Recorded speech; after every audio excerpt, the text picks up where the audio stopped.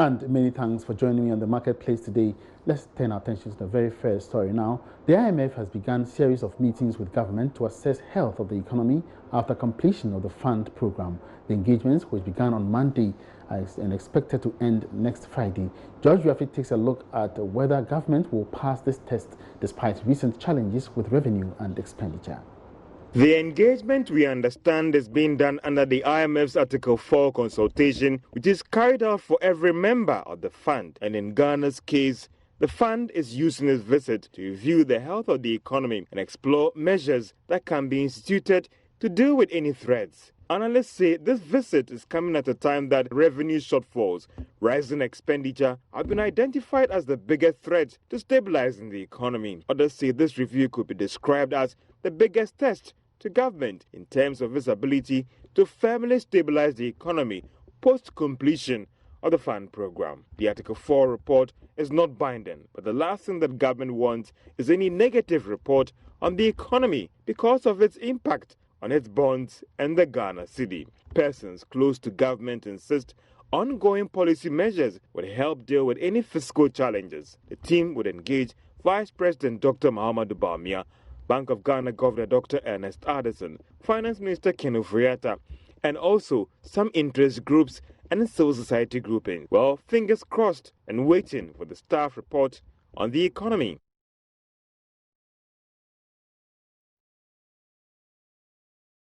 Now, the much talked about National Development Bank is now set to be operational from January next year. Finance Minister Ken Ofori-Atta has been giving more details about the bank in the following report by JoyNews. 2019 budget disclosed that government has made significant progress in establishing this new National Development Bank. This was after it accepted the report by a technical committee that a wholly new bank should be established rather than merging NIB and ADB to create this National Development Bank. In a fresh interview with Joy Business, the Finance Minister Ken Ofori-Atta has been giving us more details about this bank in terms of focus and structure. The National Development Bank, I think we are on course of that with the World Bank, and that will create a wholesale institution that will be able to then support other financial institutions to do the work that they have to do, especially in the SME sector. Are you bringing some banks together or be a creation of a new bank? That's the creation of a new development. It's a wholesale bank. You know, if you look at like the KfW example in Germany, you get a sense of where we are going. Every banks, I'm not sure. Sure. It's finding ways to make sure that we bridge the gap between our savings and our investment needs, and what structures you place in place to cascade in private sector money, which is usually situated outside. And so that's the type of vehicles that we should create.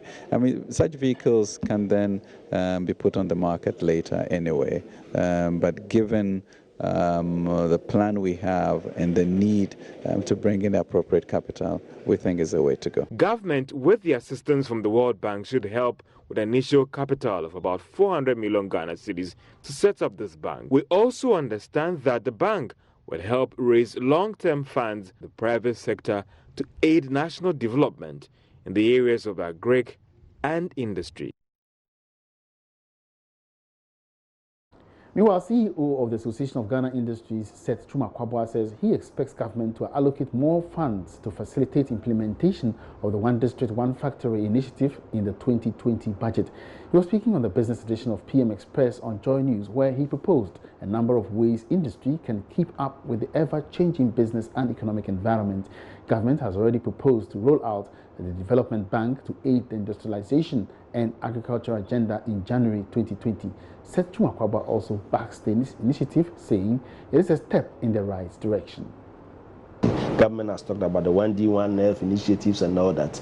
We think so far, gradually it is coming up. We see the factories being set up, but our enthusiasm about it, that we see so many factories set up, has not fully been harnessed and realized, because we don't have a lot of money pumped into it. We think that some funds should be earmarked for industries so that you can tap into it to expand. Bear in mind that the 1D, 1F business factories, for example, are largely startup factories. And for startups, getting money from the conventional banks, and doing long-term investment is difficult. So you really need an investment fund which is driven by government or other agencies that is development oriented to be able to tap into it. Because commercial banks, they ask for your 3-year, 4, 5 years history, records, and then look at your cash flow and all that. But if you're a startup, how are you going to do it? So you need to have a development fund. And I think that in the budget, let's make good provision for that and have an arrangement that will enable the businesses access it. Meanwhile, an industrialist and businessman Humphrey Eyimdake believes with some level of predictability, businesses can plan and keep their heads above waters. The recent increase in utility tariffs and other charges are said to be inimical to growth of businesses. But Mr. Dake thinks if there is an effective schedule of possible increases in utilities and other charges, it affords business an opportunity to plan properly. I believe there was an indication when we had the previous adjustment about a couple of months ago, somewhere April thereabout, and there was the indication that there will be a further adjustment. Going forward, our advocacy and our concern is that let it be predictable.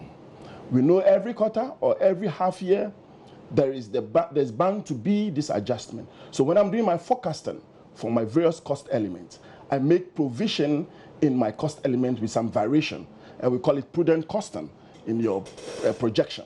If you do have it, and there's such adjustment, possibly I have done it for the whole year or half year, there's no cause for alarm. I'll still maintain my prices, and I'll still go out there and make sales. So we need predictability, forecasting, so as the business community will have it in their books. So when you go on that tangent, a category of the business community might not have much to worry, because they will prefer sustainability in the power production and supply and distribution, so as they could have their peace.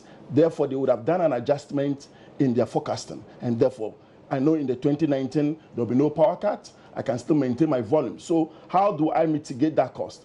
I may need to increase my cost. I may need to increase my volume of production to reduce the costs in terms of mass production.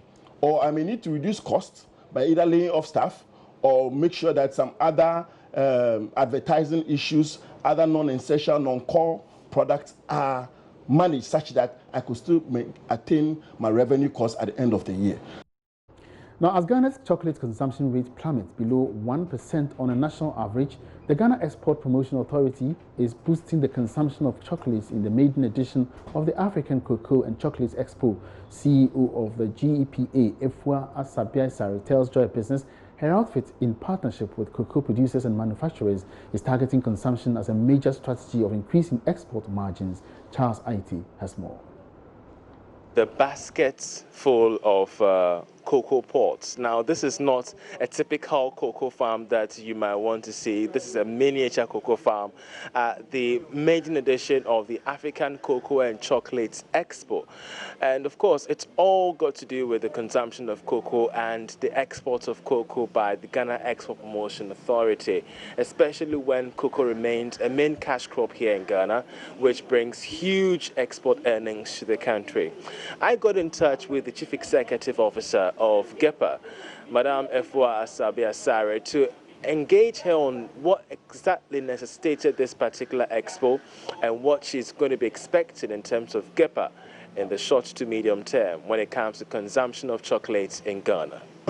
So we realized that anytime we travel, we get asked a lot about the cocoa derivatives like chocolates, cocoa drinks, cocoa liquor, and all of that. People really, the little that we take with us, people are so interested in these little bottles or few pieces of chocolate that we send with us. So we thought that we should bring all the manufacturers together. We should also encourage a lot more people to go into the production of cocoa derivatives, because we realize that we export the raw cocoa outside. They use it to do all these things and bring them back to sell to us. Taking a closer look at the theme is about innovation and consumption. Yes. Regarding innovation, you have visited most of the stands. What has been your impression? I am so surprised about the way chocolate is being packaged now. Yes, I've seen a lot of the young people in their organizations and the way they've packaged the cocoa. For me, it is a departure from what we used to see, and that's very encouraging. How do you hope this could be prepped up, especially with expos like this? Yes, if we are able to talk to the powers that be to start giving them out to the school children as part of the school feeding program, I think that will go a long way. When I visited the miniature cocoa farm, I mean, I saw cocoa pods there. Many people haven't seen a cocoa pod ever in their lives. Do we see this being replicated across other regional capitals in the country? This is the first one. So looking at what we are saying here today, we think that we're going to go far. For those of us who've never seen a cocoa pod ever in our lives, this is a one-lifetime opportunity for us to have a feel of how cocoa pods look like and indeed how they taste in terms of value addition.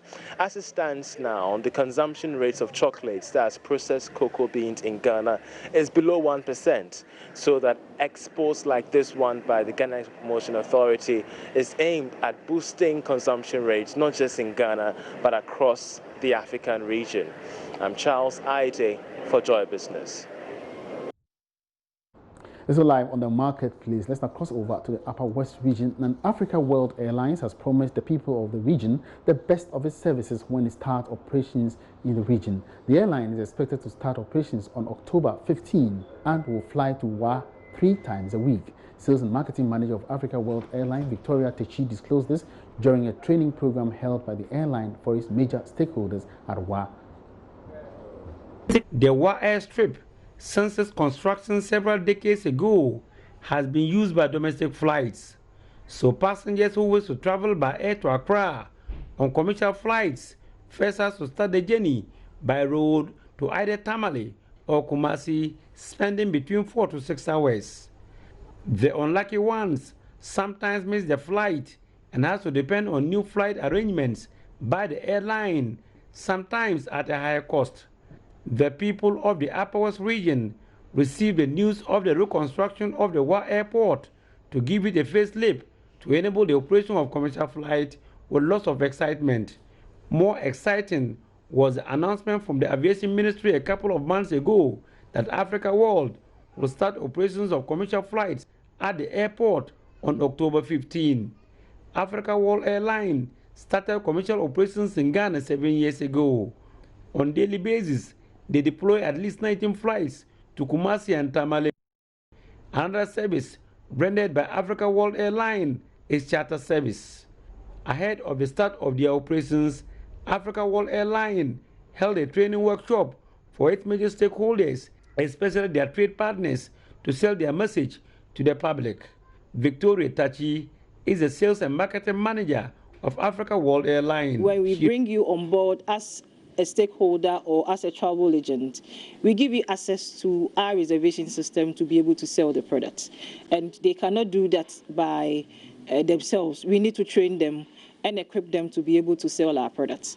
We just don't give them the system, but we also train them on customer service. We also train them onto the do's and don'ts of the aviation industry. She revealed they will be flying in and out of WA 3 times weekly, and sale of tickets have already begun. The interesting thing here, the fares are very low. For WA, we're starting as low as 299 Ghana cedis from WA to Tamale. From WA to Accra or Accra to WA, as low as 299 cedis. And within that same time, we also give you the opportunity of people between WA and Tamale. You are in Tamale, you want to come to WA, or you are in WA, you want to go to Tamale. Africa World Airlines was also offering that air transport services with a fare as low as 99 cedis, come 15th and ongoing, on Tuesdays, Thursdays, and Sundays. She said the people of the Upper West region should expect nothing than the best from Africa World Airlines. Africa World Airlines, if those of us that have applied on us before, reliability, safety, comfort, we've done that consistently. And with that, in just last week, we were awarded again for the 4th time Domestic Airline of the Year. And even now, we have been uplifted to the Hall of Fame by the Chartered Institute of Marketing.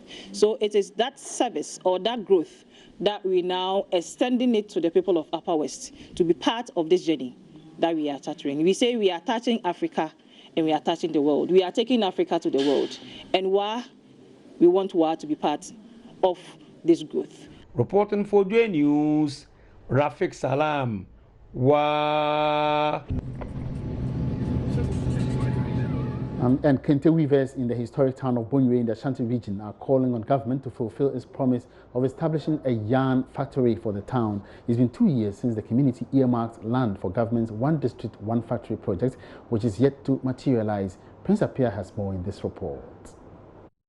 Government, as part of its industrialization promises, proposed a construction of a factory in every district in this country. 2 years ago, traditional authority of Bonre in the Jesso municipality, known for its history, Kente, started negotiations with government to establish a yarn factory. The Kente industry provides employment for many people, both the old and young there. Frank Sapong is the treasurer for the Kente Weavers Association at Bonre. One district, one factory, because I have no more, and I'm saying Kente no, and fall by no one. We have petitioned the president about the One District, One Factory project. Since Kente originated from here, if we get the yarn factory here, weavers from other places will all come here. The youth will get jobs as well. But if private individuals or businesses would want to support the factory, land is available.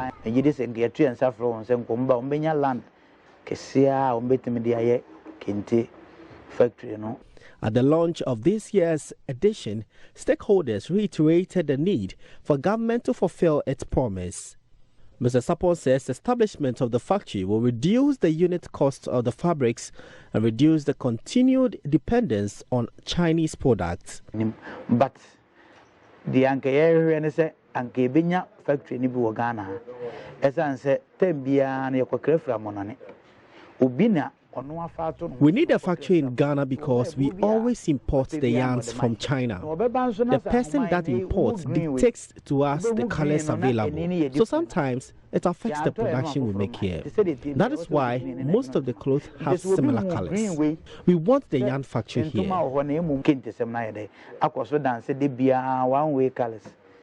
One of the major challenges people of Bonre face is poor roads to the community, which is impacting negatively on local and foreign visits. Now, the National Insurance Commission, NIC, has organized a workshop for small and medium-scale enterprises on the need to insure their businesses. According to the Commission, this has become necessary to protect small businesses against unforeseen emergencies, which usually result in loss of lives and property. The Commissioner for Insurance, Justice Yaofori, spoke with Bismarck Ausa at the Medium and Small-Scale Operators Clinic organized by the NIC. The National Insurance Commission is promoting micro-insurance on a large scale as another way to increase the number of people with insurance cover in the country. The insurance industry regulator earlier established a strategic paper setting out the feasibility, modalities, and the legal framework of licensing stand-alone micro-insurance companies. Speaking to Joy Business at the Medium and Small Business Operators Clinic, organized by the NIC, the Insurance Commissioner, Justice Yaofori, says the initiative is part of plans to help improve insurance penetration. Those people who experience the fires, if they had such insurance for the small and medium enterprises, they wouldn't be calling on government. We think it's a step in the right direction, that no matter how small you are, you need some protection because risk is not selective. The poor, the rich, the average, we all face risk, and we need to be protected one way or the other, especially our finances and our lives. President of the Greater Accra Markets Association, Messina Afrowa Nijan, lauded the initiative by the Insurance Commission. She believes it will secure their businesses and future. And I find it very, very, very important for the market women because usually we find it very difficult to save. We find it very difficult to make arrangements for our future. some of us put this hope in our children. Maybe I've trained my child, now my child is a lawyer, my child is a doctor, so in the future he will be looking after me. Do you know the lifespan of your child? Maybe you will be staying longer than your child. So at the end of the day, if something happens, you will see that you'll be at a loss. So with this workshop, we are being sensitized again on how to save towards our future. That is insurance. It's not saving that you'll be picking up and now. It is saving that will be there for your future. The Medium and Small Business Operators Clinic, organized by the NIC, brought together some players in the small and medium skilled enterprises. Bismarck Ausa, Joy Business. The managing director of Vivo Energy Ghana, Ben Hassan Ouattara, has joined calls for government to prosecute oil marketing companies found capable of shortchanging consumers at the pumps. Recently, the Ghana Standards Authority report revealed that some 10 out of 65 fuel stations visited had adjusted their pumps, serving less quantity of fuel for higher price. Now, at a Shell Club media engagement organized in Accra, Mr. Ouattara said culprits should be punished severely. Yeah, this is not acceptable. This is not acceptable, but like I said, it's been managed through the AOMC, the Association of Oil Marketing, which we belongs to, but it's been clearly said within the company, because to me this is zero tolerance. I will not accept this kind of thing. So within Shell, if you work for Shell, if you're a dealer for Shell, this is the kind of thing we shouldn't do. And I had an engagement with my dealers, and that was clearly explained. So I do not tolerate this kind of thing. We should all be very strict on the operations. We should all make sure that, all the equipment are well maintained, calibration are done properly at the required frequency. We should make sure that the customer, if you go on a Shell site, you should have, as a customer, the right to use the 10-liter can to confirm that the quantity that is being served to you is the right quantity.